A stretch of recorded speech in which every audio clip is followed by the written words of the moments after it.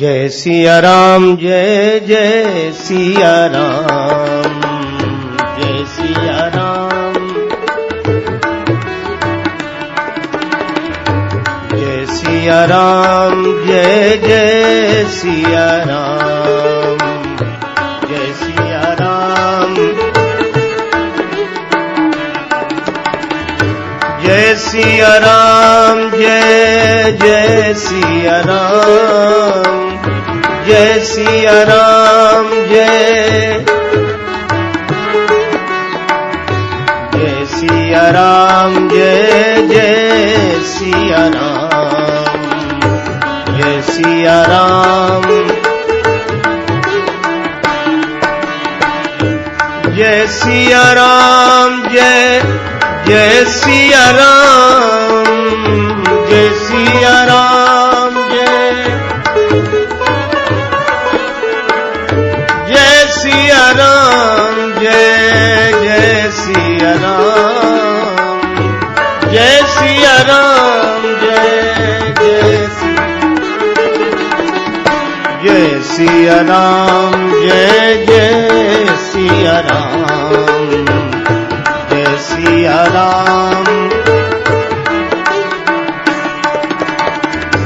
जय सिया राम, जय जय सिया राम, जय सिया राम, जय सिया राम, जय जय सिया राम, जय सिया राम, जय सिया राम, जय जय सिया राम, जय सिया राम, जय जय हनुमान, जय हनुमान, जय जय हनुमान, संकट मोचन कृपा निधान, जय सिया राम, जय जय सिया राम, जय सिया राम, जय सिया राम, जय जय सिया राम, जय सिया,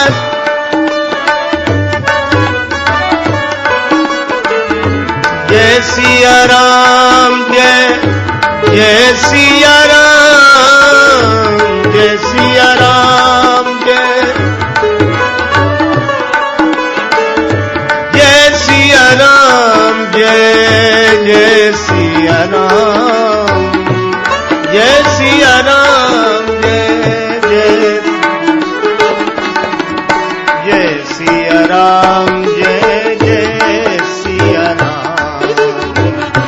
जय सिया राम,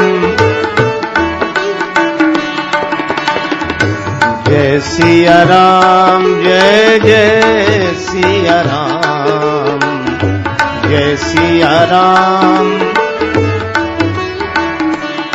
जय जय सिया राम, जय जय सिया राम, जय जय सिया राम, सिया राम।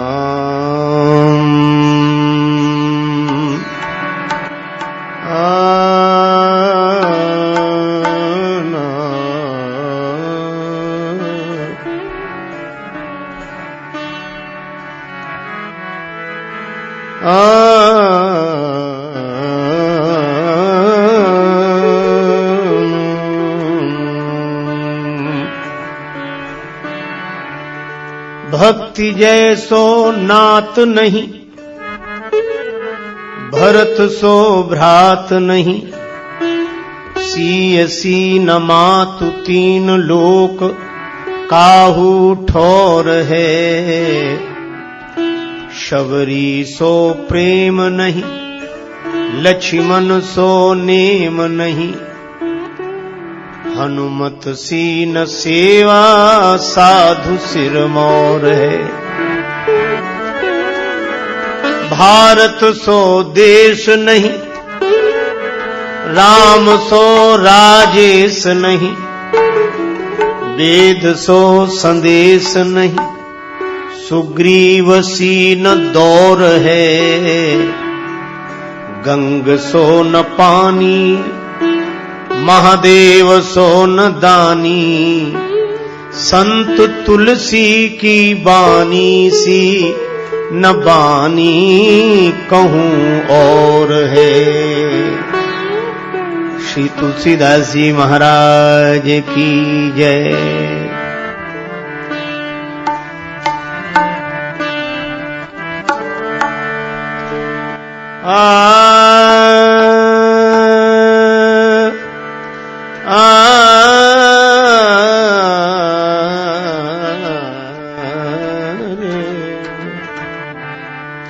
जो यह पढ़े हनुमान चालीसा, जो यह पढ़े, जो यह पढ़े हनुमान चालीसा,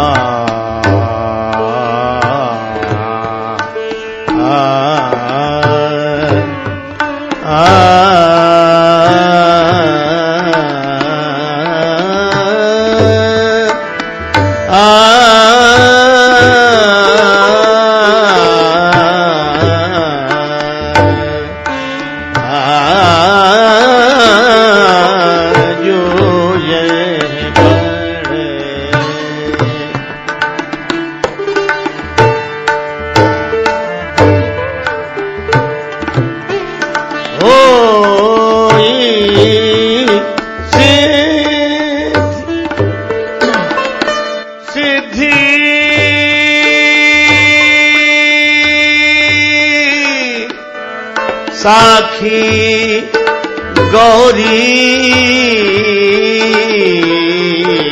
सा, गौरी सा, साखी गौरी सा, जो यह पढ़े हनुमान चालीसा,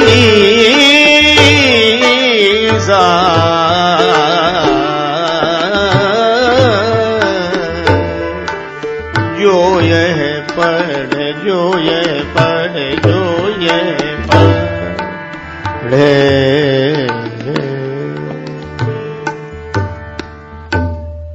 जिस पंक्ति का भी गायन हुआ, यह पंक्ति श्री हनुमान चालीसा की फलश्रुति है। श्री तुलसीदास जी कहते हैं कि जो श्री हनुमान चालीसा का पाठ करेगा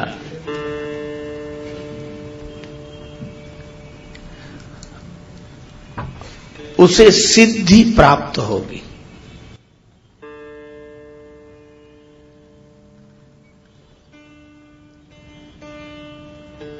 सिद्धि के अनेक रूप हैं।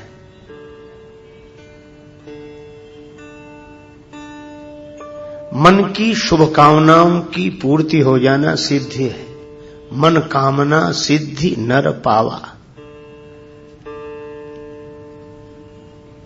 भक्ति की याचना करते करते भक्त हो जाना सिद्धि है। परमात्मा की प्राप्ति हो जाए तो भक्ति की सिद्धि है, और आत्मानुभूति हो जाए तो ज्ञान की सिद्धि है। जगत में राग न रहे तो वैराग्य की सिद्धि है।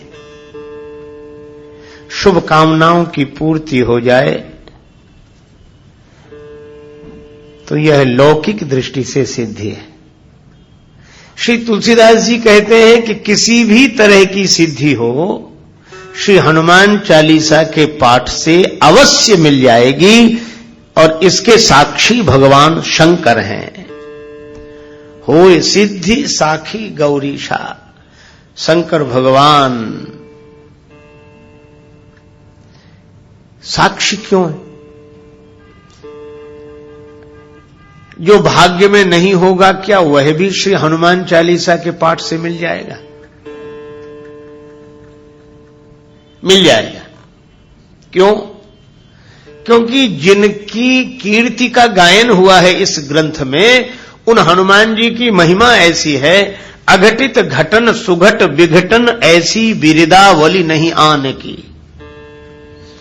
घटने वाली घटना को जो टाल दे, न घटे, और नहीं घटने वाली घटना को जो घटा दें, ऐसी शक्ति श्री हनुमान जी की है।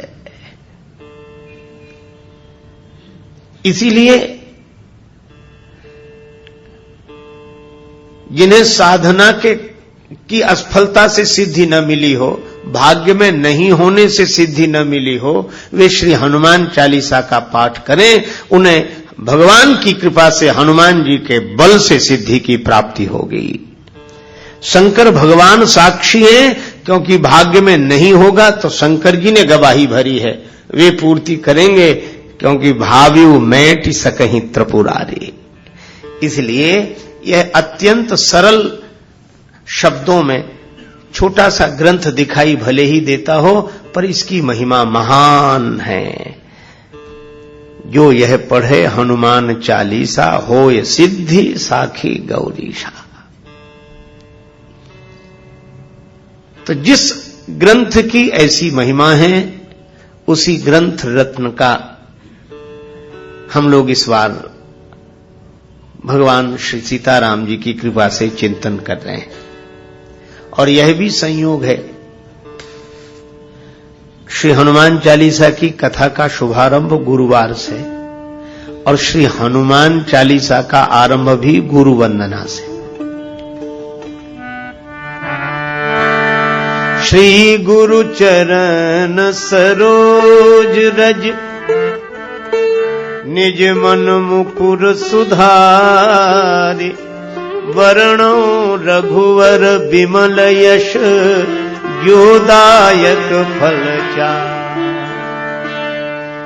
और एक बात पर आपने शायद ध्यान न दिया हो, हनुमान चालीसा का आरंभ भी गुरु वंदना से है, और हनुमान चालीसा का विश्राम भी गुरु वंदना से है। आरंभ हुआ श्री गुरु चरण सरोज रज, और विश्राम हुआ कहां? जय जय जय हनुमान गोसाई, कृपा करहु गुरुदेव की नाई, कृपा करहु गुरुदेव की नाई।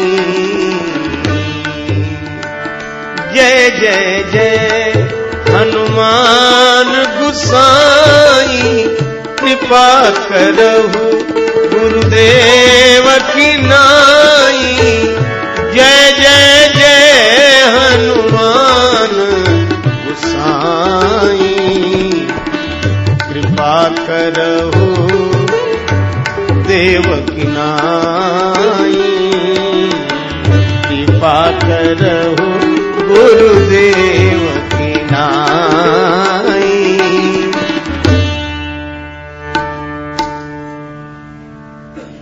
और इसका अर्थ है कि श्री तुलसीदास जी ने हनुमान जी को गुरुदेव के रूप में ही देखा है। क्यों देखा है? देखो, गुरुदेव की महिमा क्या है? भगवान से मिला देना गुरुदेव की महिमा नहीं है। भगवान तो मिले मिलाए हैं, भगवान तो कभी अलग है ही नहीं, पर मिले मिलाए की पहचान करा देना गुरुदेव की महिमा है। भगवान, देखो, किसी प्राणी पदार्थ की प्राप्ति भले ही अप्राप्त की प्राप्ति हो, पर परमात्मा की प्राप्ति तो प्राप्त की प्राप्ति है। भगवान तो मिले हुए हैं। कहां हैं? सब जगह। ईश्वर सर्वभूतानां हृदय से अर्जुन तिष्ठति। गीता गायक भगवान गोविंद कहते हैं कि वह परमात्मा सबके हृदय में बैठे हुए हैं। श्री तुलसीदास जी बार बार रामचरितमानस में कहते हैं, अस प्रभु हृदय अछत अविकारी, सबके उर अंतर बसहु जानहु भाव कुभाव। तो भगवान तो सबके साथ है।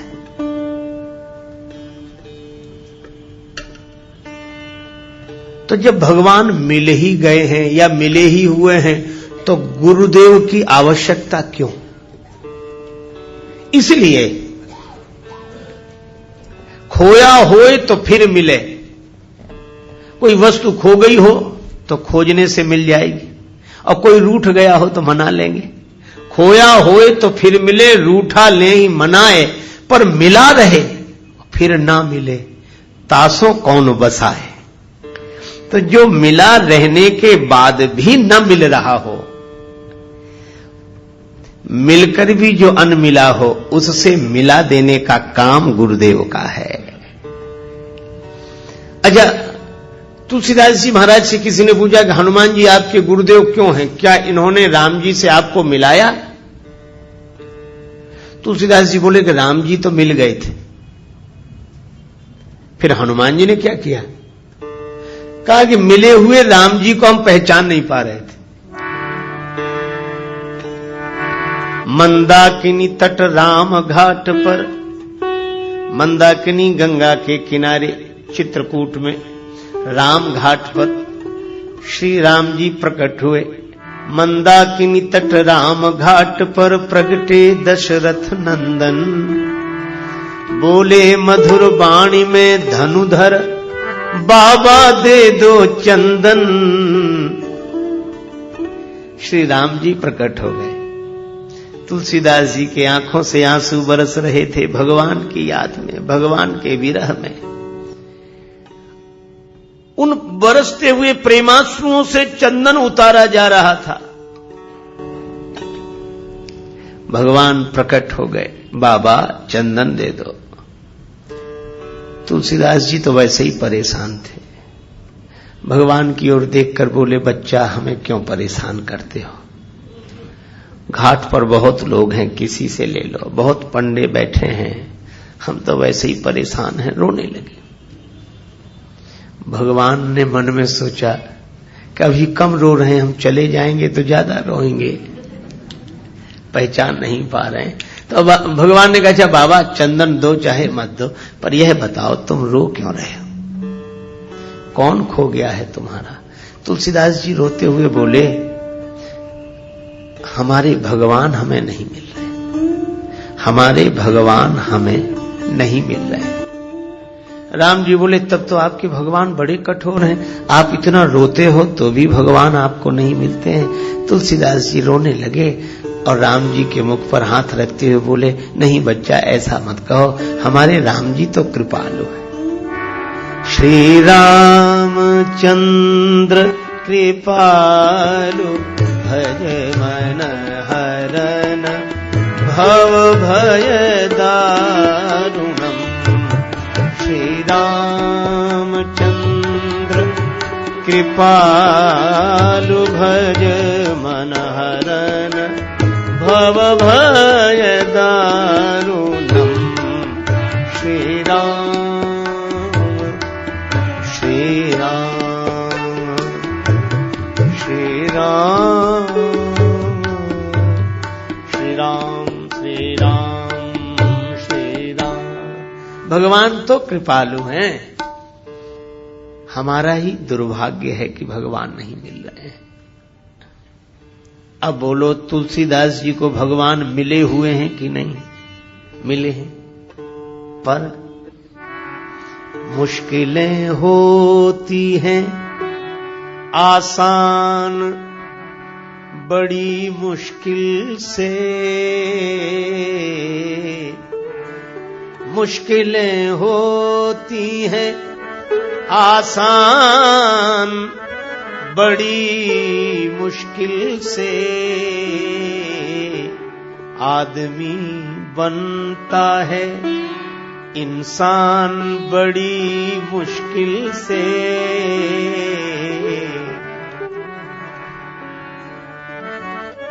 ढूंढने वाले को मिल जाते प्रभु हैं, लेकिन आंख कर सकती है पहचान बड़ी मुश्किल से।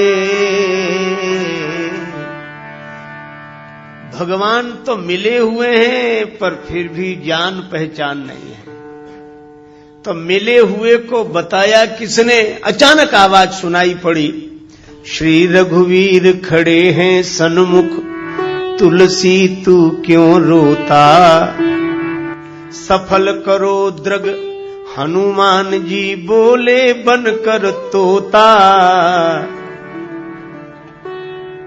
चित्रकूट के घाट पर भई संतन की भीड़, तुलसीदास चंदन घिसे तिलक देत रघुवीर।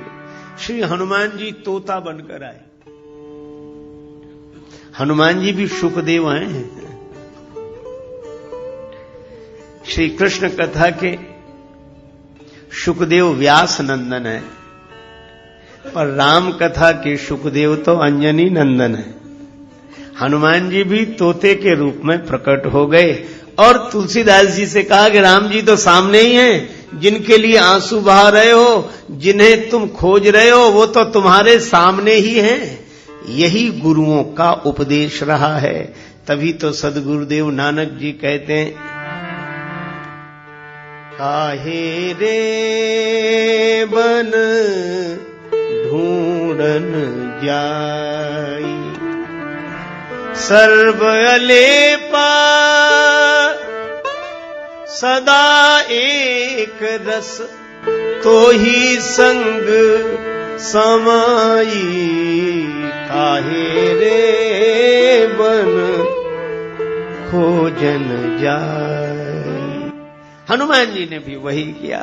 और आज जब श्री हनुमान चालीसा लिखने बैठे श्री तुलसीदास जी, तो याद आ गई कि भगवान तो मिले हुए थे, पर अगर हनुमान जी ने न बताया होता तो राम जी को देखकर भी मैं राम जी को नहीं देख पाता।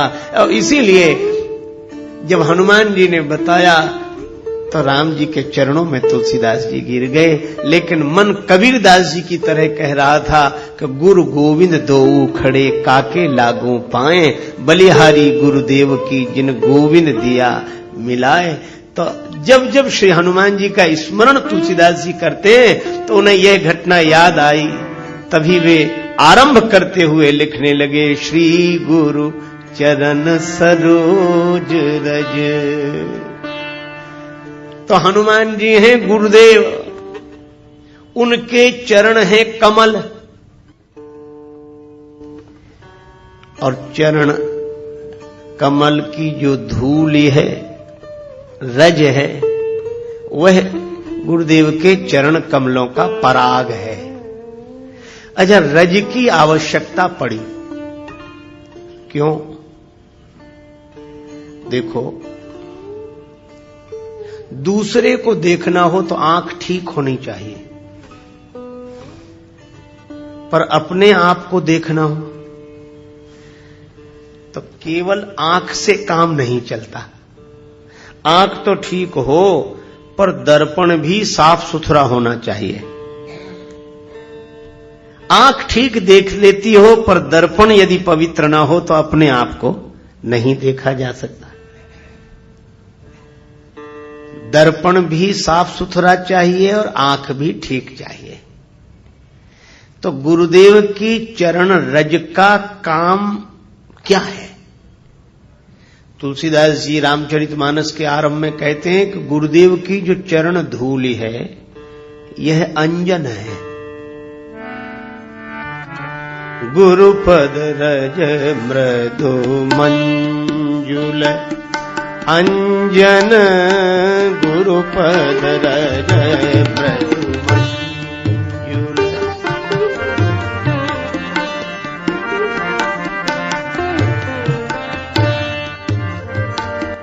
नयन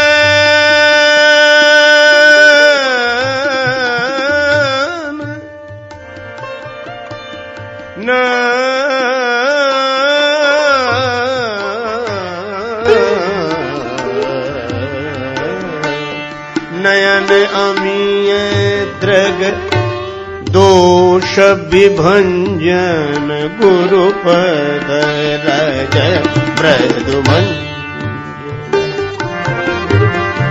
गुरुपद रज मृदुमन गुरुपद रज मृदुमन। गुरुदेव के चरण कमलों की धूल अंजन है। अंजन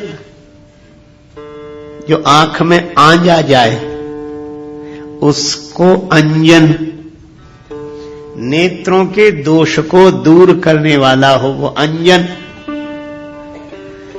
तो हनुमान जी महाराज हैं अंजनी नंदन।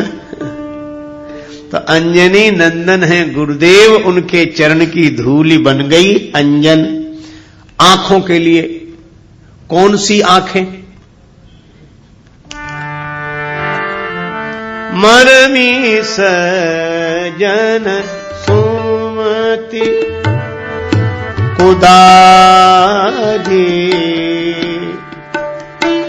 ज्ञान विराग नयन उर्गारी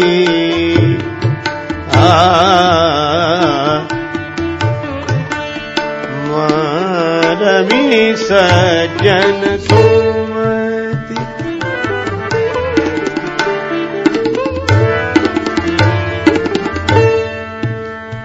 ज्ञान विराग नयन उर्गारी, यह दो आंखें जैसे बाहर की हैं ऐसे ही दो आंखें भीतर की हैं, ज्ञान और वैराग्य। ज्ञान भी भीतर रहता है और वैराग्य भी भीतर रहता है। त्याग दिखाई देगा, क्रिया दिखाई देगी, कर्म बाहर दिखाई देता है, त्याग भी दिखाई देता है, लेकिन वैराग्य भीतर रहता है, वो दिखता नहीं, वो मन की दशा है। इसी तरह ज्ञान भी भीतर रहता है। ज्ञान के कारण बाहर दिखता है पर ज्ञान तो भीतर ही रहता है। ये ज्ञान वैराग्य भीतर की आंखें हैं। अब ये आंखें हो गई खराब। आंखें भी कहीं खराब होती हैं। हां भाई, हो जाती हैं। कैसे? इन आंखों में जब मोतियाबिंद आता है तो आंख खराब हो जाती है। तो इन ज्ञान और वैराग्य की आंखों में भी मोतियाबिंद आ गया है। ज्ञान की आंख में द्वेष का मोतियाबिंद आ गया है और वैराग्य की आंख में राग का मोतियाबिंद आ गया।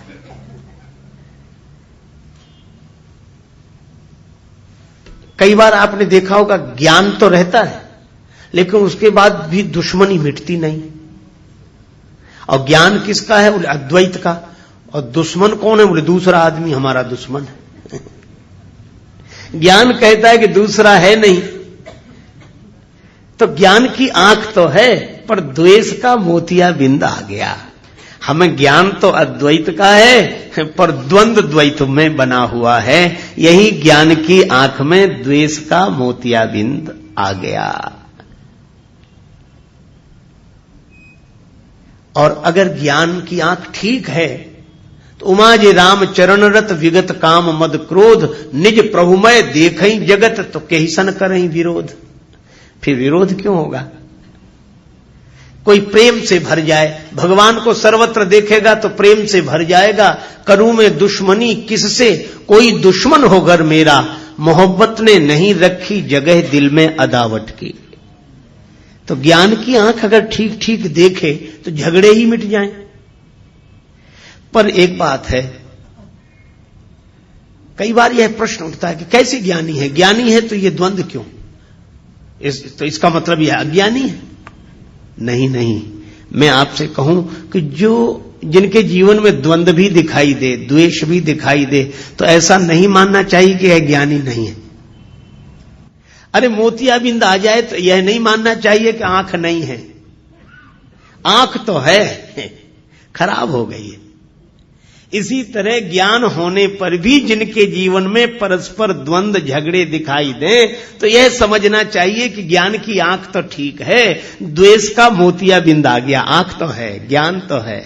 अच्छा बोलो, हम आप सबको ज्ञान है कि नहीं? ज्ञान तो है, पर आंख थोड़ी खराब हो गई। आंख तो है, तो आंख नहीं लानी पड़ेगी, इसका इलाज कराना पड़ेगा। मैं भी आपसे निवेदन करता हूं कि आपको ज्ञान की जरूरत नहीं है, बस ये ज्ञान की आंख जो खराब हो गई है इसका इलाज कराने की जरूरत है बस। तो ज्ञान की आंख में द्वेष का मोतियाबिंद और वैराग्य की आंख में राग का मोतियाबिंद। अब ये ज्ञान और वैराग्य की आंख में आए हुए राग द्वेष के मोतियाबिंद को कैसे दूर करें? तुलसीदास जी बोले अंजन लगाओ। और अंजन गुरुपद रज मृदु मंजुल अंजन, गुरुपद रज मृदु मंजुल नयन अमीय द्रग दोष विभंजन, गुरुपद रज मृदु मंजुल, गुरुपद रज मृदु मंजुल, गुरुपद रज मृदु मृदु मंजुल पद मृदु मंजुल। गुरुदेव की चरण धूल ये अंजन है और यह ज्ञान की आंख की बीमारी द्वेष को दूर कर देगी और ज्ञान की आंख को स्वस्थ कर देगी। अच्छा, वैराग्य तो है, पर आप कभी कभी देखते होंगे जो वैराग्यवान है उनमें भी राग दिखाई देता है, तो लोग तुरंत आलोचना करने लगते, काहे कि वैराग्य जब राग है। नहीं भाई, वैराग्य तो है, पर वैराग्य की आंख में ये बीमारी आ गई राग की। तो राग कैसे दूर हो? बस गुरुदेव की शरणागति लो, चरण धूल। जो गुरुदेव के चरणों के आश्रित रहते हैं उनकी ज्ञान वैराग्य की आंखें ठीक हो जाती हैं। गुरुदेव की चरण धूलि का अंजन ज्ञान वैराग्य की आंखों का दोष दूर करने वाला है। अच्छा, एक अद्भुत बात है, धूल अगर आंख में गिर जाए तो खुली हुई आंख भी बंद हो जाती है। धूल अगर आंख में गिर जाए तो खुली हुई आंख भी बंद हो जाती है। लेकिन अद्भुत बात है, वही धूल जब गुरुजी के चरण से जुड़ जाए तो जो धूल खुली हुई आंख को बंद करने वाली थी वही जब गुरुदेव के चरण से जुड़ जाती है तो बंद हुई आंख को खोलने वाली बन जाती है। यह गुरुदेव के चरणों की महिमा है। अच्छा, और गंभीरता से सोचें, रज, रज धूल को भी कहते हैं और रज रजोगुण को भी कहते हैं। रजोगुण का संबंध काम से है। कामेश क्रोधेश रजोगुण समुद्भवः, श्रीमद् भगवद गीता में कहा गया रजोगुण से काम उत्पन्न होता है। लेकिन वही रज गुरुदेव के चरण से जुड़ जाए। एक आपने उदाहरण सुना होगा, राम जी की चरण रज ही तो अहिल्या चाहती थी, उद्धार हो गया। क्यों? अहिल्या जी का भाव यह था कि रज के कारण ही पतन हुआ है, काम के कारण ही पतन हुआ है। का वही रज जब भोग से जुड़ती है तो पतन का हेतु बन जाती है, और वही रज अर्थात कामना भगवान से जुड़ती है तो उद्धार का हेतु बन जाती है। तो रज वही है, पर गुरुदेव के चरण से जुड़ जाए। अगर हमारी कामना भी हो तो बस यह कामना हो, संतन ढींग बैठी बैठे, संतन ढींग बैठी बैठे, लोक लाज होई, संतन ढींग बैठी बैठी, संतन ढींग ढेंग बैठी बैठी बैठी बैठी बैठी बैठी संतन ढेंग बैठे बैठे। जब मन सत्संग में लगने लगे, प्रथम भगति संतन कर संगा, गुरुदेव में लगने लगे, तो आंख भी ठीक काहे से होगी? गुरुदेव की चरण धूलि से। अच्छा ठीक है, गुरुदेव की चरण धूलि से आंख तो ठीक हो गई, ज्ञान भी ठीक हो गया, वैराग्य भी ठीक हो गया। अब एक बात सोचना आप, ज्ञान की आंख ठीक हो गई, वैराग्य की आंख ठीक, तो आंख देखती दूसरे को है, तो हम ज्ञान वैराग्य की दृष्टि से सारी दुनिया को देखने लगे। लेकिन जिन आंखें सब देखिए आंख न देखी जाए, उन्हीं आंखों को देखना हो। जिन आंखों से हम सब देखते हैं उन्हीं आंखों को देखना हो, अपने चेहरे को देखना हो, तो केवल आंखों से काम नहीं चलेगा, फिर तो दर्पण की आवश्यकता पड़ेगी। तो तुलसीदास जी से किसी ने पूछा कि ज्ञान और वैराग्य अगर आंखें हैं तो दर्पण क्या है? तुलसीदास जी बोले, अपना मन ही दर्पण है, अपना मन दर्पण है। तो दर्पण तो है अपने पास, पर दर्पण में चेहरा दिख नहीं रहा है। हमें ज्ञान तो हो गया है, क्योंकि हम सत्संग में बैठकर आए, ज्ञान हो गया है। वैराग्य भी है, क्योंकि ज्यादा नहीं सही पर कुछ देर को तो संसार भूलकर बैठे ही हैं, पर फिर भी अपना चेहरा नहीं दिख रहा है। क्यों नहीं दिख रहा? दर्पण मैला है, और दर्पण क्या है? मन। दिल का शीशा साफ कर,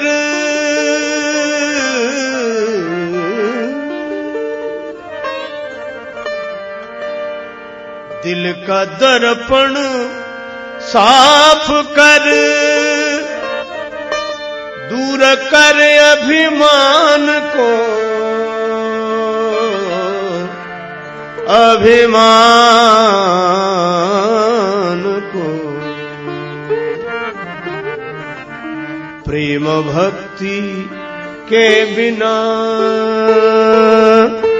प्रेम भक्ति के बिना नहीं नाथ के मन भाएगा, सोई परम पद पावेगा, सोई परम पद पावेगा। जो भजे हरि को सदा, जो भजे हरि को सदा, सोई परम पद पावेगा, सोई परम पद पावेगा।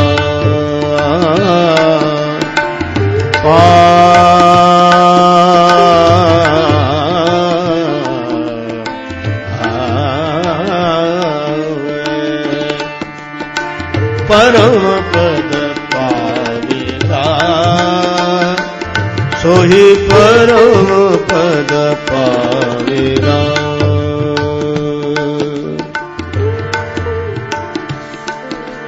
कैसे होगा ये दिल का दर्पण पवित्र? मन का शीशा कैसे साफ होगा? छोड़ दुनिया के मजे सब, बैठ कर एकांत में, एकांत में ध्यान धर,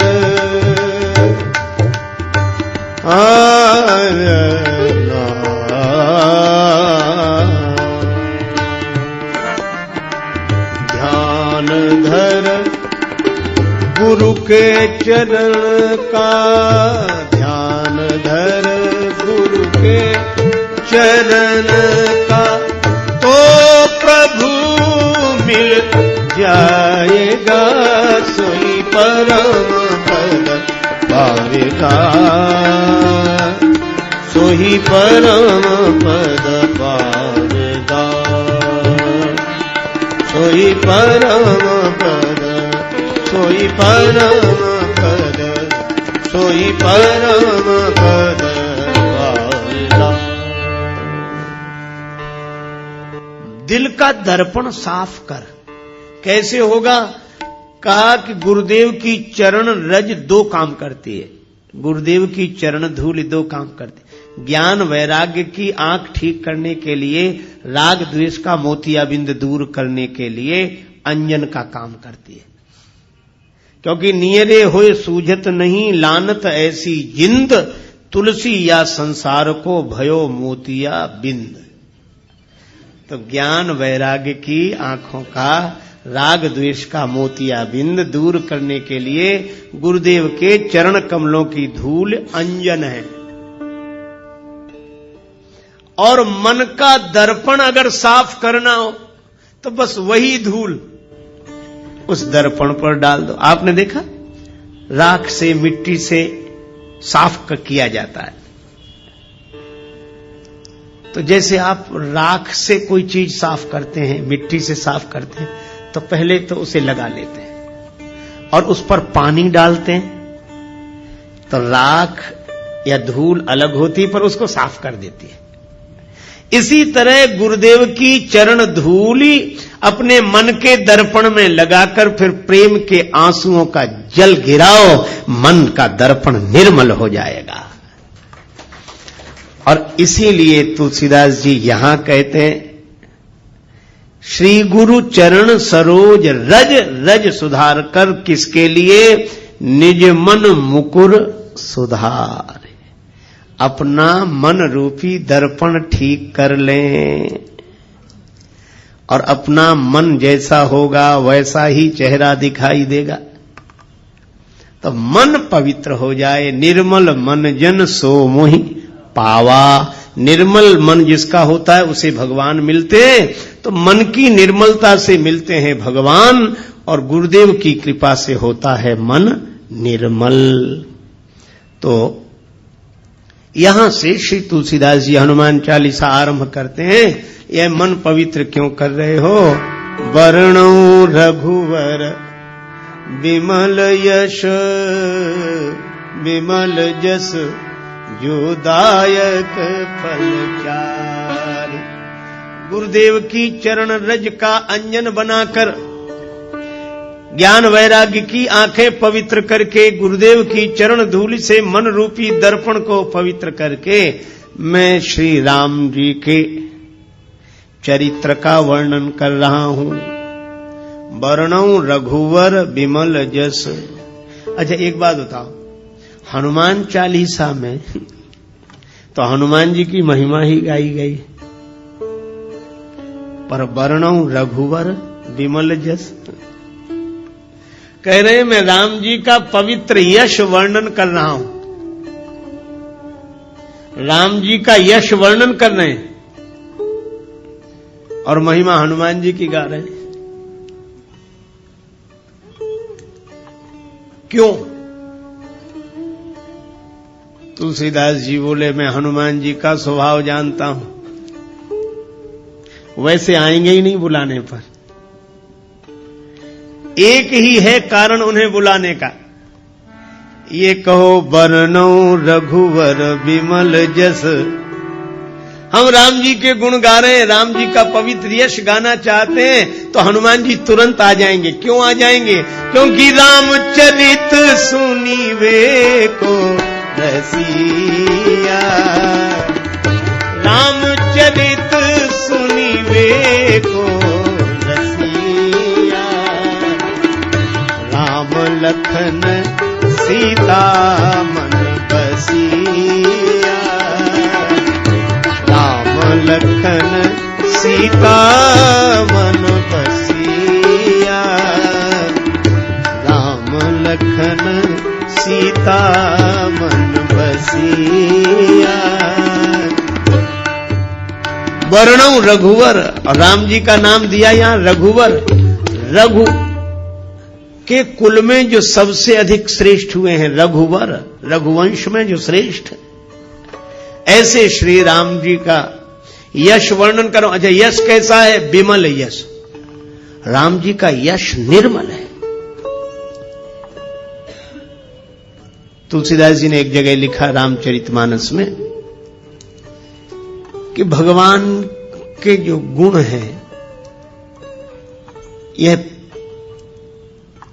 पवित्र धागा है। जुगुत वेद पुन पोई हई रामचरित वर ताग। वर माने श्रेष्ठ, ताग माने तागा, धागा। और कवियों की कविता हो ये कवित मुक्ता मणि चारु, कवियों की कविता मोती है। किसी ने तुलसीदास जी से कहा कि यह उपमा तो बड़ी विचित्र है, मोती कीमती होता कि धागा? तुलसीदास जी बोले कीमती तो मोती होता है। तो बोले कवियों की कविता कीमती है कि राम जी का चरित्र? तुलसीदास जी बोले राम जी का चरित्र। राम तुम्हारा चरित स्वयं ही काव्य है, कोई कवि बन जाए सहज संभाव्य है। मैत्री शरण गुप्त जी की यह पावन पंक्तियां सचमुच राम जी के चरित्र की ही विशेषता है। ठीक है, तो कवियों की कविता को मोती क्यों बनाया आप? राम जी के चरित्र के प्रेरक प्रसंगों को मोती बनाते और कवियों की जो श्रृंखला आई है कविता की उसको धागा बनाते। तुलसीदास जी बोले हमने जानबूझकर नहीं बनाया। क्यों? बोले मोती भले ही कीमती हो लेकिन मोती की माला बनानी पड़ेगी तो मोती में छिद्र करना पड़ेगा। अब मैं राम जी के चरित्र को मोती की उपमा कैसे दे दूं? क्योंकि हमारे राम जी के चरित्र में तो कहीं छिद्र है ही नहीं, इसलिए मैंने मोती नहीं बनाया। हां, राम जी का चरित्र धागा है और यह धागा इतना अनंत है कि चाहे जितनी कवियों की कविता रूपी मोती इसमें पिरो दिए जाएं, पर इस धागे का कभी अंत होने वाला नहीं है। हरि अनंत हरि कथा अनंता। राम जी का चरित्र ऐसा पवित्र चरित्र है, तुलना नहीं करनी चाहिए, कोबड़ छोट कहत अपराध हो। पर राम जी अपने आप में अद्वितीय हैं। निरुपम न उपमा आन, राम समान राम निगम कहें। भगवान श्री राम से गुरुदेव विश्वामित्र जी ने कहा कि राघवेंद्र इस शिला को चरण छुलाओ, इसका उद्धार होगा। चरण कमल रज चाहती, कृपा करहु रघुवीर। राम जी ने कहा गुरुदेव आपके आगे, आप तो हमारे भी गुरु जी हैं, आप चरण छुला दें। गुरु जी बोले बात बड़े छोटे की नहीं है, मैं तुम्हारा गुरु हूं, मेरी बड़ी महिमा है, तुमसे भी बड़ी महिमा है, लेकिन अपने अपने विभाग की बात होती है।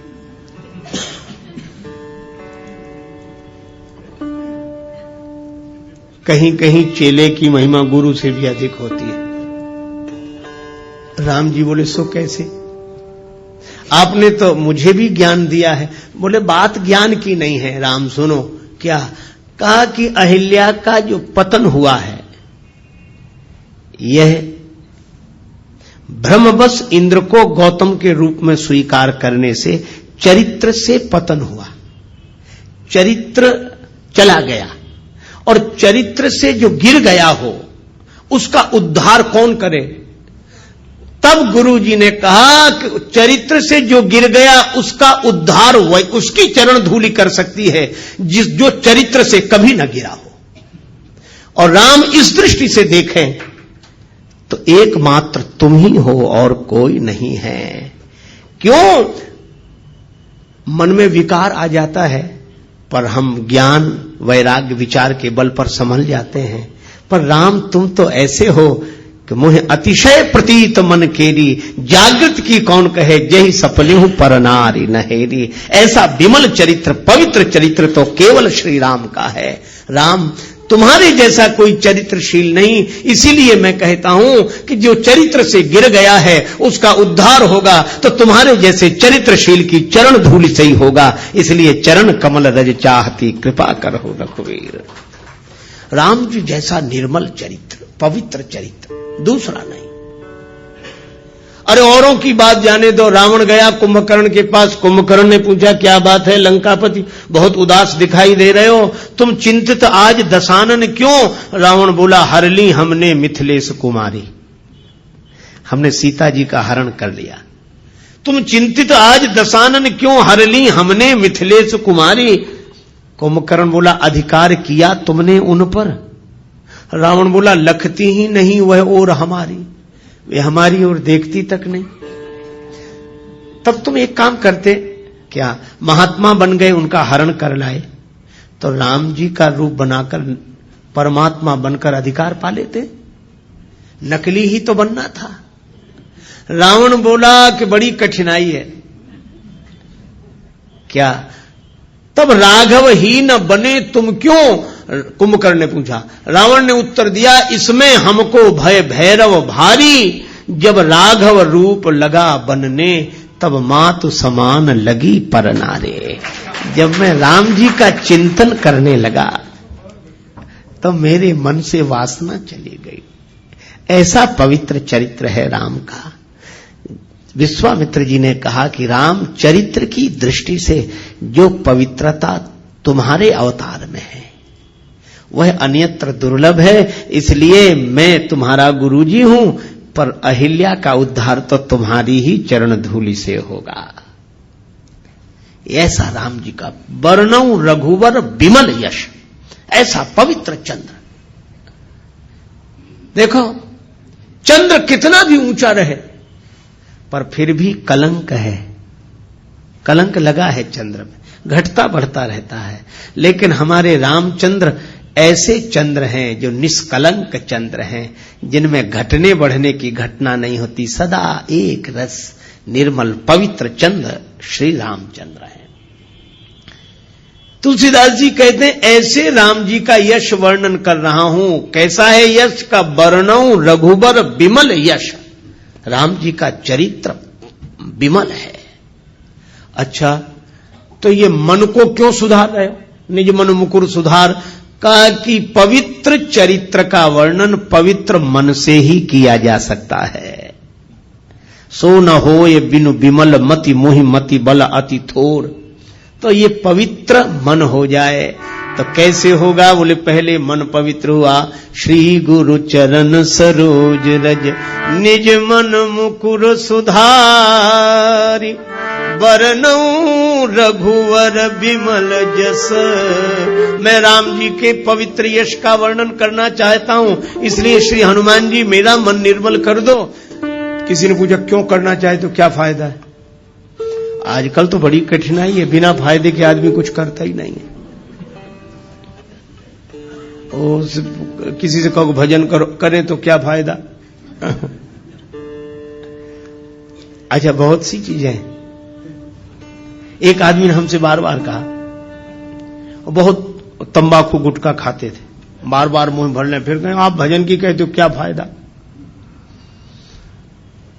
बोले आप जब जब भजन की कहते हो हमें तो बड़ी परेशानी लगती, करें क्या फायदा। हमने कहा अच्छा एक बात बता दो, तुम ये बार बार तंबाकू गुटखा खाते, इससे क्या फायदा। सो बोले कहे तो ठीक रहे, फायदा तो कुछ नहीं। हमने कहा फिर क्यों, बोले आदत पड़ गई। तो हमने कहा कि बिना फायदे के ये खा सकते हो, बिना फायदे की सोचे ये सड़ी गली चीज खा सकते हो, तो क्या भगवान का भजन बिना फायदे की सोचे नहीं कर सकते हो। छोड़ो फायदे की मत सोचो, तुम तो भजन करो, और जिस दिन इसमें रस आ जाएगा उस दिन फायदे की नहीं सोचोगे, भजन किए बिना रहा नहीं जाएगा। लेकिन इसका यह अर्थ नहीं कि फायदा होगा नहीं, जरूर होगा, लेकिन फायदे की तरफ मन मत ले जाओ। तुलसीदास जी से किसी ने पूछा कि आप राम जी का विमल यश गा रहे हैं, क्या फायदा, क्या मिलेगा। तुलसीदास जी बोले क्या नहीं मिलेगा। जो दायक फल चार, ये चार फल प्रदान करेगा, धर्म अर्थ काम और मोक्ष। राम जी का चरित्र गाने वाला। देखो जब व्यक्ति बोलता है ना, दिमाग से बोलता है, कोई बात कहता विचार दिमाग से, लेकिन जब कोई गीत गाता है तो दिल से। ये गीत हृदय के अधिक समीप है, विचार बुद्धि के समीप है। तो जब कोई गाता है तो हृदय से, और मैं आपसे कहूं कि राम जी का गुण कोई हृदय से गाएगा, और जब हृदय राम जी के गुणों से भरा हुआ होगा, ऐसे आदमी के द्वारा अधर्म कभी हो ही नहीं सकता। जब होगा धर्म ही होगा। तो यह राम कथा का गाना और सुनना व्यक्ति को धर्म से जोड़ता है। धर्म, अर्थ, भगवान के गुण गाने वाला, सुनने वाला, उसके जीवन में अर्थ रहेगा ही। क्यों रहेगा? क्योंकि भगवान नारायण है, और जो भगवान के गुण गाएगा, भगवान के चरण कहां आ जाएंगे? उसके हृदय में। ये यही कथई स्नेह समेता, कहीं हई सुनी हई समुझ सचेता, होई हई राम चरण अनुरागी, कलिमल रहित सुमंगल भागी। भगवान के चरणों का अनुराग उसके मन में आ जाएगा। तो भगवान के चरण कहां आ जाएंगे? उसके हृदय में, उसके जीवन में। और जब मैं आपसे एक बात पूछता हूं, लक्ष्मी जी को दुनिया भर में ढूंढो, कहां मिलेंगी? भगवान के चरणों में। भगवान नारायण के चरण दबाते हुए ही तो लक्ष्मी जी मिलती हैं। इसीलिए जो भगवान के गुण गाएगा उसका जीवन धर्ममय हो जाएगा। जो भगवान के गुण गाएगा, सुनेगा, और भगवान के चरण उसके मन में आ गए, तो भगवान के उन चरणों की सेवा करने के लिए लक्ष्मी जी अर्थ बनकर उसके जीवन में आ जाएंगी। धर्म, अर्थ। और जो राम जी के गुण गाकर ऐसे मस्त हो जाए कि उसकी कोई कामना न रहे, प्रेम में भर जाए। विभीषण जी ने यही कहा कि लंका का राज्य पाने की वासना पहले थी, उर कछु प्रथम वासना रही, प्रभुपद प्रीति सरित सो वही। आपका प्रेम उमड़ गया तो अब वो भी इच्छा नहीं रही। हमें कुछ नहीं चाहिए, कुछ नहीं चाहिए, हमारी कोई इच्छा नहीं, कोई कामना नहीं। भगवान ने कहा कि तुम्हारी कोई इच्छा नहीं, पर अब हमारी इच्छा हो गई। तुम निष्काम हो गए तो हम सकाम हो गए। अब हमारे मन में इच्छा है। यद्यपि सखा तव इच्छा नाही, मोर दरस अमोघ जग माही। तो भगवान के मन में भक्त की इच्छा पूर्ण करने की इच्छा हो जाए तो उसकी कौन सी कामना ऐसी होगी जो पूरी ना हो जाए? वह पूर्ण काम हो जाएगा। इसलिए धर्म, अर्थ, काम, और जो भगवान के अनुराग में डूब गया है उसे जगत का राग बांध नहीं सकता। इसलिए मोक्ष तो उसको सहज प्राप्त हो गया। वर्णौ रघुवर विमल जस जो दायक फल चार। यह हनुमान चालीसा के दोहे का आशय। श्री गुरु चरण सरोज रज, निज मन मुकुर सुधारे। मुकुर माने दर्पण। वर्णौ रघुवर विमल यश, जो दायक फल चार। अच्छा,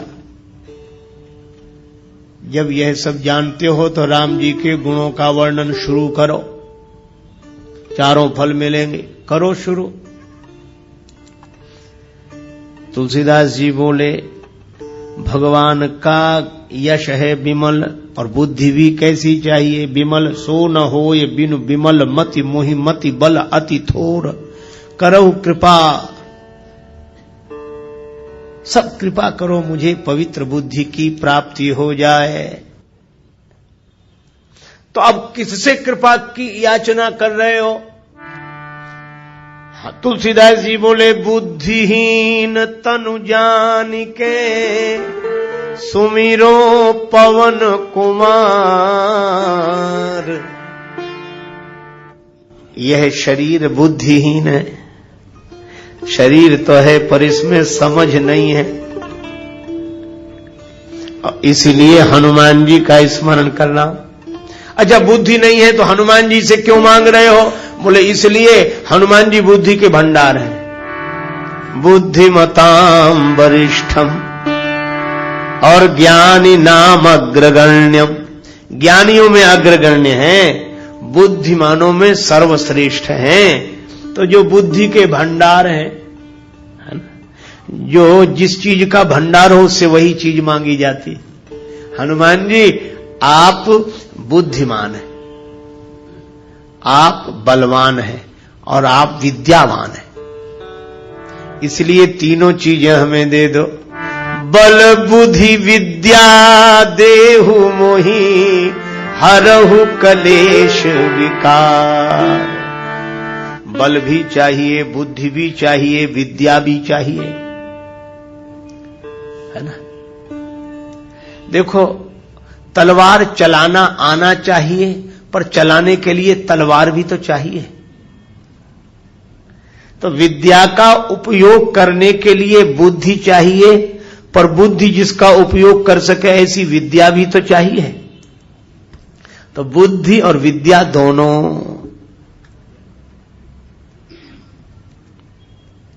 लेकिन बल भी तो चाहिए। बुद्धि का प्रयोग सही समय पर कर सके वैसी ताकत भी चाहिए, बल।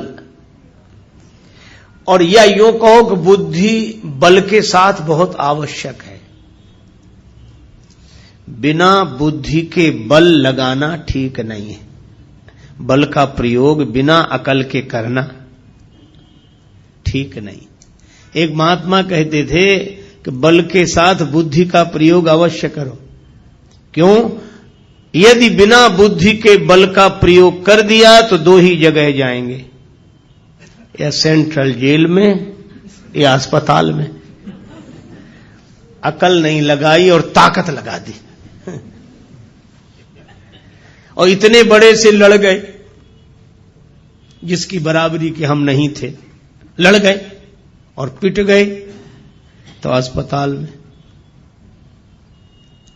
और बिना अकल लगाए लड़ गए और दूसरे को ज्यादा सता दिया, पकड़े गए तो जेल में। इसीलिए बुद्धि का प्रयोग बल के साथ अवश्य करें। और यही कारण है हनुमान जी जीत गए, राक्षस हार गए। बल तो राक्षसों में भी बहुत है और बल हनुमान जी में भी बहुत है, लेकिन हनुमान जी में बल के साथ बुद्धि है, पर इन राक्षसों में बल तो बहुत था पर बल के साथ बुद्धि नहीं थी। बुद्धि होती तो बल होने के बाद भी क्या यह दुर्दशा होती जो हुई। इसीलिए बल के साथ बुद्धि, और बुद्धि बल दोनों हो पर विद्या हो। विद्या की परिभाषा क्या? सा विद्या या विमुक्तये, विद्या क्या? जो व्यक्ति के मन को अज्ञान के बंधन से मुक्त कर दे, उसका नाम है विद्या। विद्या मिल गई, इसकी पहचान विद्या ददाति विनयम। विनम्रता आ जाए तो समझ लो विद्या जीवन में आ गई है। और बरसहि जलद भूमि नियराए, जथा नवहि बुध विद्या पाए। तो हनुमान जी में विद्या है, इसीलिए वे विनम्र हैं। सदा नीचे बैठे मिलते हैं राम जी के चरणों में, हमेशा विद्या है। बल बुद्धि विद्या देहु मोहि। तो हनुमान जी से तुलसीदास जी प्रार्थना कर रहे हैं, आप बल के भंडार हैं, आप बुद्धि के भंडार हैं, आप विद्या के भंडार हैं। तो इन तीनों को दे दो। बल बुद्धि विद्या देहु मोहि, हरहु कलेश विकार।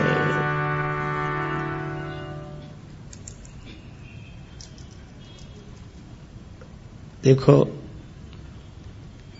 कलेश दूर हो जाए। राग द्वेष ये कलेश है। अभिनिवेश, अस्मिता, अविद्या, अविद्या, अस्मिता, अभिनिवेश, राग द्वेष, यह 5 क्लेश हैं योग शास्त्र के अनुसार।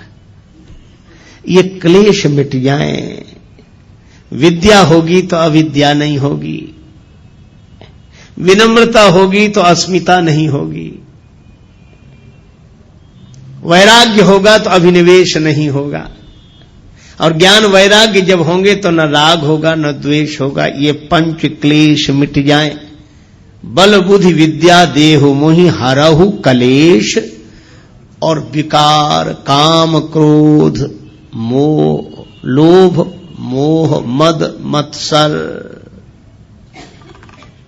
ये 6 विकार हैं, 6 विकार हैं। काम, क्रोध, लोभ, मोह, मद, मत्सर। मत्सर का अर्थ है दूसरे से ईर्ष्या करना, मत्सर। मद का अर्थ है अभिमान। मोह का अर्थ है एक ही जगह रुके रह जाना, अटक जाना। देखो, कभी आपने देखा ना, किसी गीत की रिकॉर्ड बज रहा हो, ऐसे सुई चलती है उस पर, ग्रामोफोन पर, तो कभी कभी हम लोग बचपन में देखते उसकी सुई एक जगह अटक जाती थी, तो उतना गाते रहते थे। किसी को अच्छा नहीं लगा, अरे बंद करो ये, तो वो तुरंत ठीक करता था। मैं आज भी देखता, मोह का अर्थ यही है कि जिसकी सुई एक ही जगह अटक जाए, वो उतना ही गाना, उतना ही निकले, उतना ही अटक जाना। गीत चलता रहे है ठीक है, लेकिन अटक जाना, जो अटका वही भटका। तो अटको मत, चलते चलो, हम तो हमारी मस्ती में झूमते चले हैं। ये मोह है, अटक जाना। देखो, गुलाब के फूल के मूल में, उसकी डाली में भौरा रुका ही रहा। गुलाब के फूल झड़ गए, पत्तियां गिर गईं, किसी ने भौरे से कहा कि जाओ। भौरा बोला, यही आशा अटक्यो रहो, अली गुलाब के मूल, हुई है बहुरी बसंत ऋतु इन डारन बे फूल। फिर खिलेंगे गुलाब, हम डाली तो छोड़कर नहीं जाते। ये मोह। कमल संपुटित होने लगा, कमल के बंद होने का समय आया, भौरा फिर भी बाहर नहीं निकला, भ्रमर नहीं निकला, उसी में कैद हो गया। किसी ने कहा तुम तो काठ को चीर कर निकल जाते हो, कमल के कोमल पत्ते को चीर कर निकल जाओ।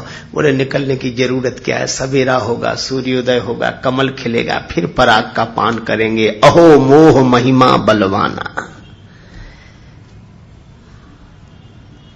और तब तक सूर्योदय होने के पूर्व ही एक मतवाला हाथी आया, उस कमल को मूल सहित तोड़ कर ले गया, खा गया। भौरे का जीवन भी समाप्त हो गया। इसी तरह मोही मन यह सोचता है कि अटके रहो, फिर रस लेने के लिए अटके रहो, तब तक काल का मतवाला हाथी आकर जीवन ही नष्ट कर देता है। ये मोह। मत्सर दूसरे से ईर्षा, मद माने अभिमान। जो मिला है, देखो अभिमान कब आता है, मिली हुई चीजों पर ध्यान जाता है तो अभिमान आता है, मिली हुई विशेषताओं पर ध्यान जाता है तो अभिमान आता है, और देने वाले पर जब ध्यान जाता है तो अभिमान चला जाता है, फिर भगवान दिखाई देते हैं, अभिमान नहीं। मद, मत्सर दूसरे से ईर्षा, अपनी तरफ कम ध्यान, दूसरे की तरफ ज्यादा। अपना दुख उतना दुख नहीं है जितना कि दूसरे का सुख नहीं देखा जा रहा है। मत्सर, मोह, मद। और इसी तरह काम, क्रोध, लोभ, चार। ये काम, क्रोध, लोभ, मोह, चार, मद, मत्सर, ये 6 विकार हैं। लोभ है, जो मिला है वह छूटे नहीं कभी, यह लोभ है। अच्छा देखो, लोभ और लालच में अंतर है। दूसरे का मिल जाए ये लालच है, लेकिन लोभी कौन, बोले दूसरे का मिले चाहे न मिले पर हमारा न जाए, ये लोभ है। काम, कोई ना कोई इच्छा बनी ही रहे, कभी शांति से नहीं बैठ पाते। अच्छा कभी भी आप देखना, मन को देखते रहना, यह हमेशा कुछ ना कुछ चाहता रहता है कि नहीं।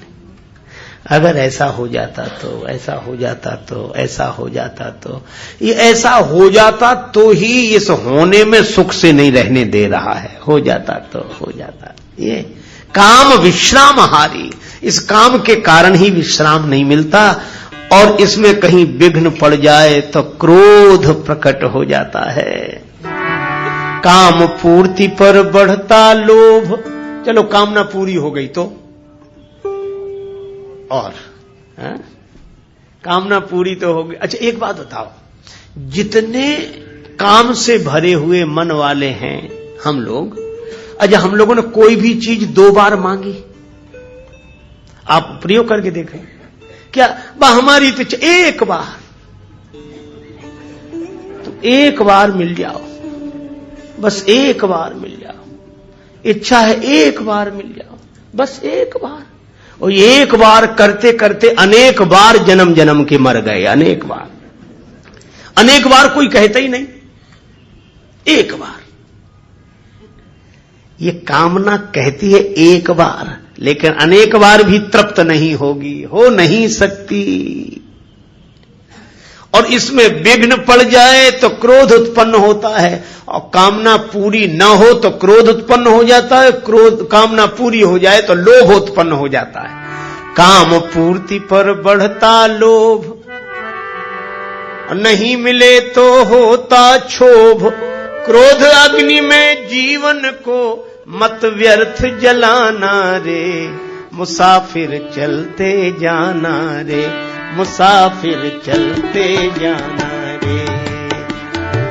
ना अटको ना भटको ये है देश वीराना रे, मुसाफिर चलते जाना रे, चलते जाना रे, मुसाफिर चलते जाना रे।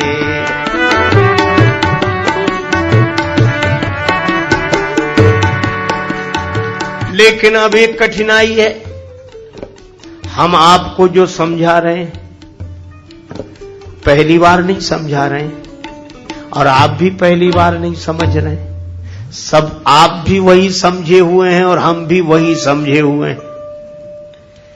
पर जब मौका आता है तो ये समझ काम देती है। आपकी तो देती होगी, हमारी तो नहीं देती। लेकिन अभी तो समझ ठीक है, पर भगवान की माया इतनी विकट है, ये माया तेरी बहुत कठिन है राम, ये माया तेरी बहुत कठिन है राम।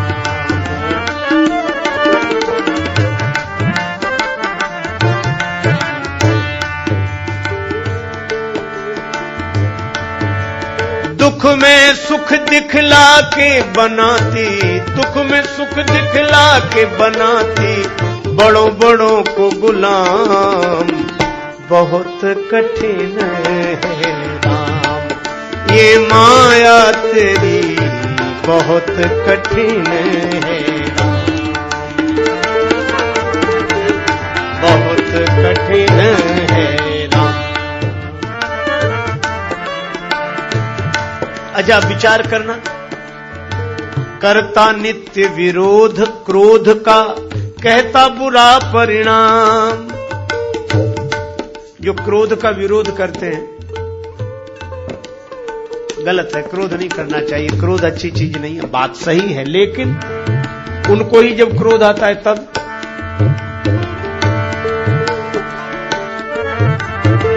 होता क्रोधित स्वयं तो होती वाणी बिना लगाम, ये माया तेरी बहुत कठिन है राम, ये माया तेरी बहुत कठिन है राम।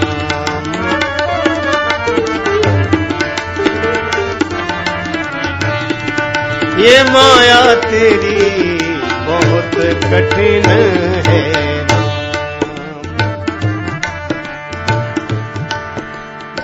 रक्त मांस हड्डी के ढेर पर मढ़ा हुआ है चाम, रक्त मांस हड्डी के ढेर पर चढ़ा हुआ है चाम। सभी जानते हैं, लेकिन देख उसी की सुंदरता, देख उसी की सुंदरता, हो जाती नींद हराम, ये माया तेरी बहुत कठिन है राम, ये माया तेरी बहुत कठिन है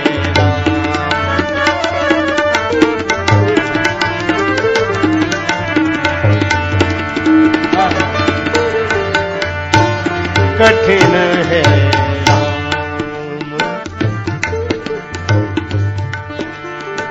मृत्यु देखता है औरों की रोज सवेरे शाम भवन बनाता ऐसे जैसे हरदम यहाँ मुकाम ये माया तेरी बहुत कठिन है राम ये माया तेरी बहुत कठिन है बहुत कठिन है राम राजेश्वर प्रभु तुम करुणा निधि मायापति है नाम राजेश्वर प्रभु तुम करुणा निधि मायापति है नाम नाथ निवेरो अपनी माया नाथ निवेरो अपनी माया जीव लहे विश्राम बहुत कठिन है राम ये माया तेरी बहुत कठिन है ये माया तेरी बहुत कठिन है ये माया तेरी बहुत कठिन है राम इसलिए जानने के बाद भी जिसके कुप्रभाव से हम मुक्त ना हो पाए जिस वजह से उसी का नाम माया है सो दासी रघुवीर के समझे मिथ्या सोपी हम समझ गए कि मिथ्या है तीन काल में नहीं है पर छूट न राम कृपा बिन नाथ कहूं पद रोप कागभूषण जी कहते हैं गरुड़ जी मेरा अनुभव है निज अनुभव अब कहूं खगेशा बिनु हरि भजन न जाहि कलेशा इन क्लेशों से विकारों से मुक्त होना पुरुषार्थ का परिणाम नहीं है प्रसाद का परिणाम है किसी का कृपा प्रसाद का परिणाम है इसीलिए तुलसीदास जी कहते हैं कि मैं जानता हूं कि ये क्लेश हैं और ये विकार हैं पर जानकर भी मैं इनसे मुक्त नहीं हो पा रहा हूं इसलिए दीन होकर हनुमान जी महाराज मैं आपकी शरण में आया हूं इसलिए आप कृपा करो क्या बोले इन क्लेश और विकारों से मैं तो मुक्त नहीं हो पा रहा हूं पर आप बल बुद्धि विद्या देहु मोही लेकिन ये बल बुद्धि विद्या मिलने के बाद भी ऐसा ना हो कि जीवन वैसा ही बना रहे तो और क्या करें कहरहु कलेश विकार हमारे क्लेशों को और विकारों को दूर करें ऐसी तुलसीदास जी ने प्रार्थना की हनुमान जी से हरहु कलेश विकार और उसके बाद आरंभ करते हुए कहा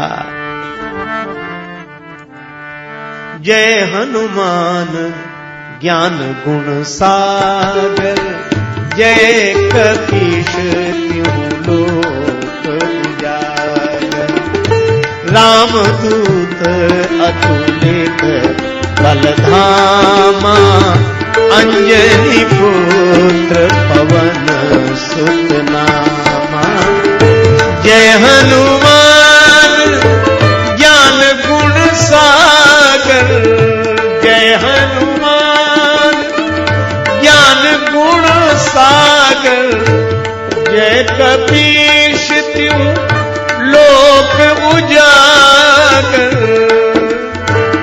रामदूत अतुलित बलधामा अंजनी पुत्र पवन सुत नामा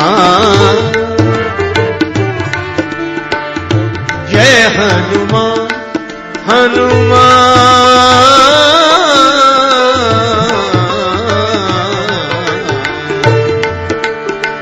जय हनुमान ज्ञान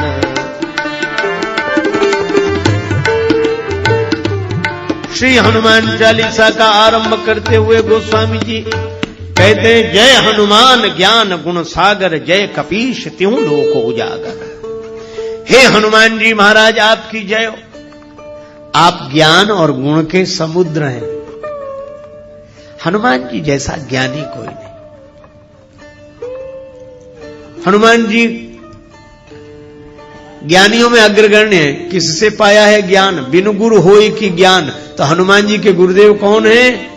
सूर्य भगवान, जो सारे संसार को प्रकाश देते हैं।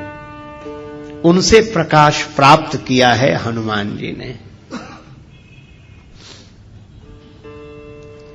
हनुमान जी थोड़े बड़े हुए, विद्या अर्जन के लिए गुरुदेव की शरण में जाना था, तो सूर्य भगवान के पास गए।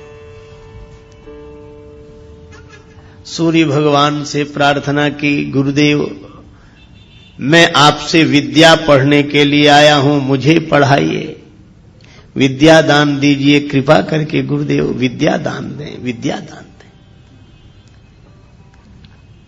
मैं आपकी शरण में हूं।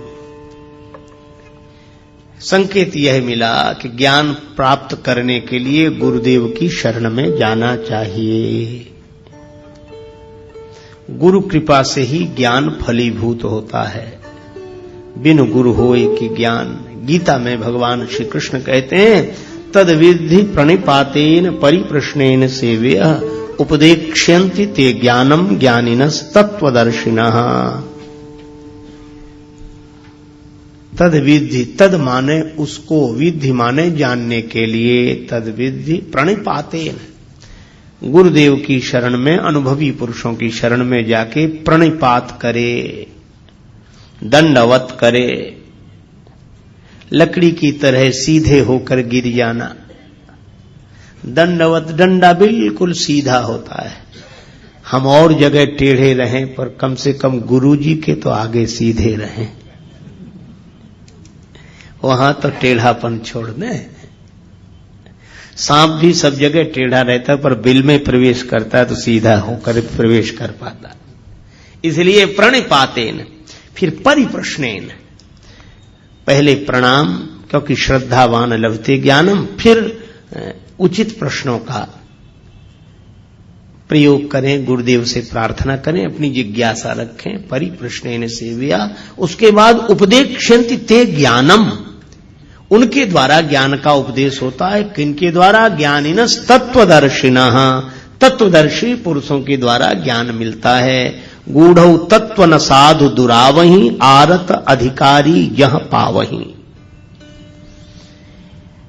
तो हनुमान जी के चरित्र से यह शिक्षा लेनी चाहिए कि ज्ञान पाना हो तो गुरुदेव की शरण में जरूर जाए। किसी ने कहा कि पुस्तक से ही ज्ञान मिल जाए तो गुरुजी बनाने की जरूरत है, गुरुजी के पास जाने की जरूरत है। गुरुजी जो बताएंगे वह तो किताब में भी लिखा हुआ है। देखो, मैं आपसे निवेदन करूं, आप बिल्कुल ठीक कह रहे हैं, पुस्तक में वही लिखा है जो गुरुजी बताएंगे, या यूं कहो कि गुरुओं ने पहले से जो बताया है वही पुस्तक में लिखा है। लेकिन फिर भी पुस्तक कभी उस तक नहीं पहुंचा सकती। पुस्तक केवल पुस्तक है, पुश करती है, धक्का देती उस दिशा में, पुस्तक है, पुस्तक नहीं। अच्छा, जैसे एक उदाहरण की बात आप देखो, किताब में लिखा है आपको मुंबई शहर से कहीं किसी दूसरे शहर में रेलगाड़ी से यात्रा करनी है, और रेलगाड़ियों का वर्णन जिस किताब में है वो रेलवे टाइम टेबल आपके हाथ लग गया है ना। अब उसमें सभी रेलगाड़ियों का वर्णन है, उसमें सभी रेलगाड़ियां हैं और उसमें कोई भी रेलगाड़ी नहीं, हो ही नहीं सकती उसमें रेलगाड़ी है ही नहीं। लेकिन जिसमें रेलगाड़ी है नहीं, पता रेलगाड़ी का उसी से लगता है जिसमें नहीं है। और कोई सोचे कि किताब मिल गई है, अब रेल पकड़ने की क्या जरूरत, सब रेलें हैं इसमें। तो किताब लिए बैठा रहेगा, बताता तो रहेगा, पर वो पहुंच कहीं नहीं पाएगा। पर उस किताब को लेकर जो यात्रा कर चुका हो उससे पूछो, तो वह सही जगह का पता बताएगा। उस स्टेशन से यह गाड़ी मिलेगी, ऐसे टिकट लेना पड़ेगा, ऐसे बैठना पड़ेगा। तो यह किताब में नहीं लिखा है, यह वह बताएगा। पर बैठोगे आप उसी ट्रेन में जो आपने किताब में पढ़ी थी। तो जैसे ग्रंथ के साथ गुरु की आवश्यकता है, अनुभवी पुरुष की आवश्यकता है। जैसे कोई भोजन बनाने की कला विधि किताब में पढ़ ले और वो सोचे कि बस इतनी देर पानी को गर्म करे तब दाल डाले उसमें, मान लो उसमें 15 मिनट लिखा हो और आग ही न जल रही हो और घड़ी देखकर कोई दाल डाल दे, पानी गर्म क्या कुनकुना भी नहीं हुआ था, अब कहे भाई किताब में लिखा था। अच्छा, या इतनी आग तेज हो कि वो 15-10 मिनट में ही खौलने लगे पानी, हम 15 मिनट का इंतजार करें क्योंकि किताब में लिखा है। इसीलिए अनुभवी की आवश्यकता है। बिन गुरु होय की ज्ञान, ज्ञान की होय विराग बिन। ग्रंथों का मर्म समझने के लिए भी गुरुजनों की शरण में जाना चाहिए। यह परंपरा है और यह परंपरा अनुभवी पुरुषों की है। ये कोई नासमझ लोगों की बनाई हुई व्यवस्था नहीं है। अच्छा, वैसे भी देखो, मैं ब्रह्म हूं यह पढ़कर जान लेने के बाद भी जब तक गुरुदेव के द्वारा नहीं सुनते कि तत्त्वमसि त्वं ब्रह्म हो, तब तक वह ब्रह्मानुभूति होती नहीं है। इसलिए हमारे गुरुदेव भगवान कहते थे, जब तक आत्म लखे नहीं कोई सुखी न होई, और बिन सदगुरु के लखा न जावे भेष पंथ हो कोई। बिन गुरु होई कि ज्ञान हो नहीं सकता। इसीलिए हनुमान जी के चरित्र से यह शिक्षा लेनी चाहिए कि हनुमान जी तो इतने बड़े ज्ञानी। अच्छा, जहां गुरु जी के पास गए वहां तो वो बचपन में ही पहुंच गए थे, बाल समय रवि भक्ष लियो। लेकिन हनुमान जी जानते हैं कि वह एक छलांग थी और जीवन में जो घटता है वो किसी छलांग से नहीं, उसकी व्यवस्था है। उसके आधार पर परंपरा का पालन करना चाहिए, परंपरा नहीं तोड़नी चाहिए। हनुमान जी सोचते वो बचपना था, पर व्यवस्था तो यह है। इसीलिए वे सूर्य भगवान की शरण में गए और विधिवत प्रार्थना की कि मैं आपका शिष्य होना चाहता हूं, मुझे मंत्र दो, मुझे ज्ञान दो, मैं आपका शिष्य हूं, बनना चाहता हूं। सूर्य भगवान ने सोचा कि केवल मंत्र देना होता तब तो कोई बात नहीं, पर ये तो पढ़ने के लिए रहेगा। सूर्य भगवान ने सोचा कि इस बालक को पहले भी कभी देखा है, कौन है ये? अरे याद आया, ये वही है जो बचपन में एक बार आया था। सूर्य भगवान ने सोचा ऐसे विद्यार्थी को पास रखना ठीक नहीं है, पढ़ते पढ़ते कब भूख लगावे। तब तो उतनी दूर थे, तो छलांग लगा के आ गया, यहां तो गुरुजी सामने ही रहेंगे। सूर्य भगवान ने सोचा कि देखो, मन में सोचा ऐसे विद्यार्थी को पास रखना ठीक नहीं है। तो बोले ऐसा है कि हम चलते फिरते गुरुजी हैं, एक जगह तो रहते नहीं, कल कहीं थे, आज कहीं और उसके बाद फिर कहीं। तो पढ़ो तो ऐसे गुरुजी के पास रहकर पढ़ो जो एक जगह रहते हो, तो तुम भी वहीं रहो और उनके आश्रम में रहो, पढ़ो। अब हमारे साथ कैसे, हम तो सुबह कहीं और शाम कहीं और दोपहर कहीं और रात कहीं, कोई ठिकाना तो है नहीं।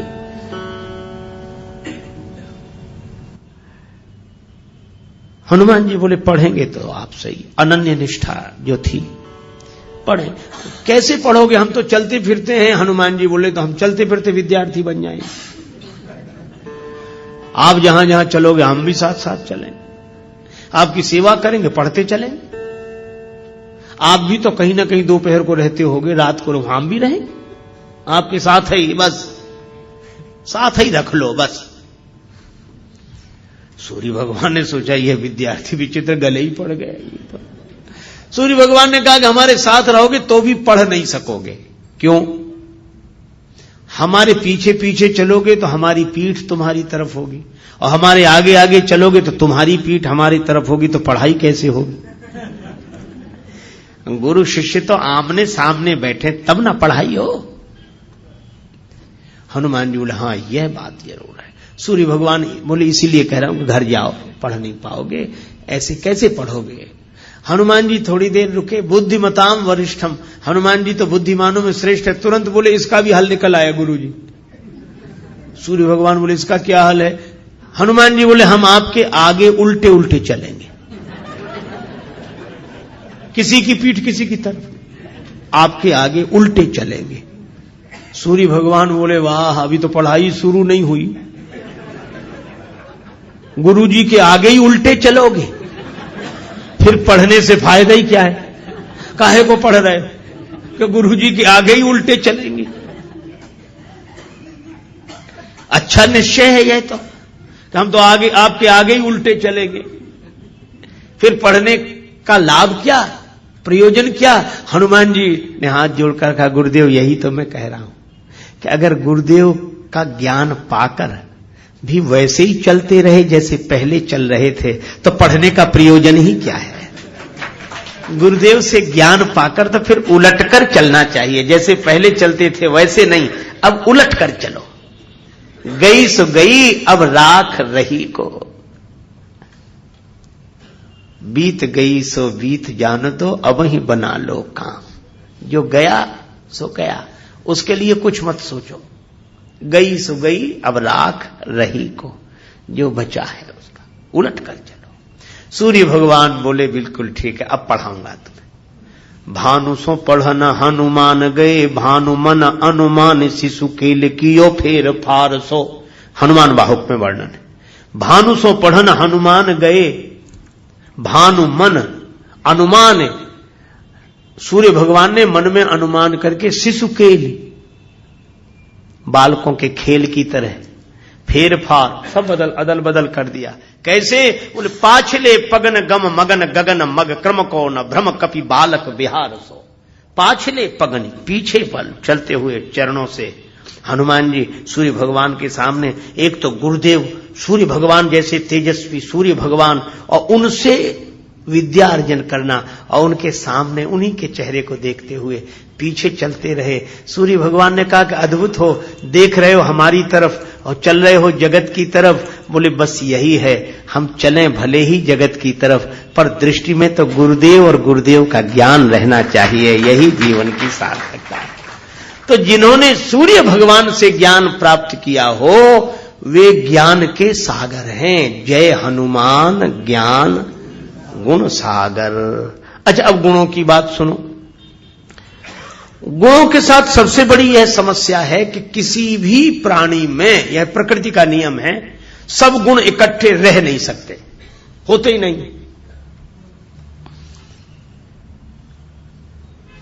एक सज्जन एक गीत गाते थे, एक विधाता एक ईश्वर ही निर्दोष रहा, बाकी सब में कोई न कोई दोष रहा। हम सब में दोष है, ये बात अलग है कि हमें हमारे दोष का होश ना हो, और होश उन्हें नहीं होता जो मदहोश होते हैं, पर दोष तो होते हैं। क्यों होते हैं? क्योंकि सृष्टि बनाई ऐसी गई, जड़ चेतन गुण दोषमय विश्व कीन्ह करता। अच्छा चलो दो गुणों का उदाहरण दें। दो गुणों का आप एक साथ निर्वाह नहीं कर सकते। सत्य बोलना गुण है और शीलवान होना गुण है। किसी को बुरा ना लगे ऐसी बात मत कहो कि खराब लग जाए, किसी का दिल मत दुखाओ। और इसीलिए आपने देखा होगा जैसे ये शील आता है ना कि किसी का दिल मत दुखाओ, ऐसा आदमी सत्य बोल नहीं पाता, जानता तो है लेकिन दूसरे को बुरा लग जाएगा। अरे नहीं ठीक, आप ठीक कह रहे हैं, देखेंगे हम फिर सोच लेंगे, हाँ ठीक है हाँ, अब अभी नहीं फिर कर लेंगे बात। सच्ची बात नहीं कह पा रहा, क्यों? शील आया तो सत्य चला गया, और जो सत्य को बोलते विप्राय शील का पालन नहीं कर पाते, वे कहते भैया किसी को बुरा लगे चाहे भला, हम तो साफ साफ कहते हैं, हाल तुरंत कह दिया, झंझट ही नहीं बात का, फिर तुरंत बोलो। जहां सत्य है वहां शील नहीं है, और जहां शील है वहां सत्य नहीं है। इन दो गुणों को इकट्ठा करना मुश्किल है। मेंढकों की तौल है, एक गुण को बुलाओ दूसरा चला जाता है। इसीलिए सब गुण किसी में इकट्ठे हों ऐसा संभव है ही नहीं। गुण दोषमयी सृष्टि है, सब में गुण है, सब में। ये बात अलग है, किसी में गुण ज्यादा है, दोष कम है, किसी में दोष ज्यादा है, गुण कम है, पर ये होगा ही। पर हनुमान जी में दोष नहीं है, गुण ही गुण है। तो यह प्रकृति के में तो यह अपवाद है, कारण है। हनुमान जी को उनका आशीर्वाद मिला है जो प्रकृति से ऊपर है। प्रकृति जिनके हाथ में, जो प्रकृति के हाथ में होते हैं उनमें गुण दोष दोनों होते हैं, लेकिन प्रकृति से ऊपर जो है उनका हाथ जिनके माथ पर होता है उनमें गुण ही गुण होते हैं, दोष नहीं होते हैं। तो हनुमान जी में गुण आए कब से? केवल एक बात कह के चर्चा को विराम। गुण आए कब से? हनुमान जी जब गए, रावण का वध हो गया तो जानकी माता को संदेश देने गए। दूरी ही ते प्रणाम कपि कीन्हा, रघुपति दूत जानकी चीन्हा। दूर से हनुमान जी ने प्रणाम किया, जानकी माता ने देख लिया कि हनुमान जी को। हनुमान जी ने कहा, माता राम जी की जय जयकार हो रही, उन्होंने रावण आदि राक्षसों पर विजय श्री प्राप्त कर ली, माता आप मुक्त हो गई। जानकी माता के आंखों से खुशी के आंसू बरसने लगे। श्री जानकी माता बोली, का देऊं तो ही त्रैलोक के महा कपि किमपि नहीं बानी समा। हनुमान, इस शुभ संवाद के बदले में मैं तुम्हें क्या दूं? मेरे पास कुछ नहीं है, मैं तुम्हारी ऋणियां रहूंगी, ऋणी हूं। हनुमान जी बोले, मां ऐसा मत कहो, मां के पास सब कुछ होता है पर मेरे पास तो कुछ नहीं, आशीर्वाद दो मां। बेटे का सबसे बड़ा धन तो मां का आशीर्वाद है। तो जानकी माता ने कहा कि अगर आशीर्वाद की बात है तो बेटा हनुमान मैं यही कह रही हूं, क्या सुन सुत सदगुण सकल तव हृदय बसहु हनुमंत, सानुकूल कौशलपति रहई समेत अनंत। हनुमान, सारे सदगुण तुम्हारे भीतर निवास करें। प्रकृति भी मौन हो गई जब जानकी माता ने आशीर्वाद दे दिया, तो हम क्या करें? इसलिए हनुमान जी में कोई दोष नहीं, गुण ही गुण। जय हनुमान ज्ञान गुण सागर, और हनुमान है इसलिए ज्ञान गुण सागर हुए हैं। हनुमान का अर्थ जिसने अपने मान का हनन कर दिया हो, जो अभिमान रहित हो। ज्ञान और गुणों के सागर होने के बाद भी जो अभिमान रहित हैं, उन हनुमान जी महाराज की जय हो, जय हो, जय हो। ऐसा कहते हुए तुलसीदास जी महाराज ने हनुमान चालीसा आरंभ किया। हम लोग हनुमान चालीसा की कथा कह सुन रहे हैं, इसका फल क्या है? जो यह पढ़े हनुमान चालीसा, होई सिद्धि साखी गौरी सा।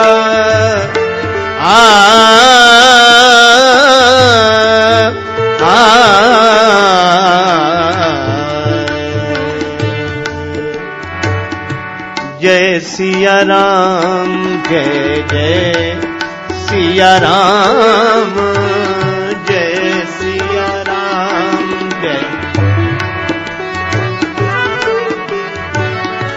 जय सिया राम, जय जय सिया राम, जय सिया राम, जय जय सिया राम, जय सिया राम, जय जय सिया राम, जय सिया राम, जय जय सिया राम, जय जय सिया राम, जय सिया राम, जय जय राम, जय जय राम, जय जय। श्री सीताराम जी महाराज की जय, श्री हनुमान जी महाराज की जय, श्री तुलसीदास जी महाराज की, सब संतन की जय, सब भक्तन की जय। जय जय श्री सीताराम, जय जय श्री राधे श्याम, नमः पार्वती पतये हर हर महादेव।